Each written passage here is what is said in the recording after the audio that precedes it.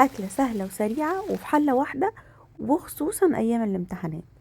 تعالوا بقى أقول لكم هنعملها ازاي. أول حاجة بسلق شوية من المكرونة، وبجيب طاسة بحط فيها شوية من الزيت، وبقطع السوسيس حلقات صغيرة. بعد كده بقطع عليه بصل وفلفل، وافضل اشوح فيهم في الزيت كده. وبعدين هحط عليهم طماطم متقطعة برضو مكعبات. هزود رشة من الفلفل الاسود، وهفضل اقلب فيهم لحد لما الخضار بتاعي يدبل. بعد كده هزود معلقة كبيرة من المستردة، وافضل اقلب تاني.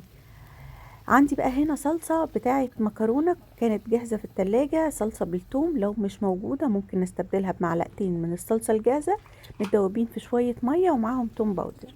وبعد كده بحط فلفل حامي وبحط المكرونة المسلوقة.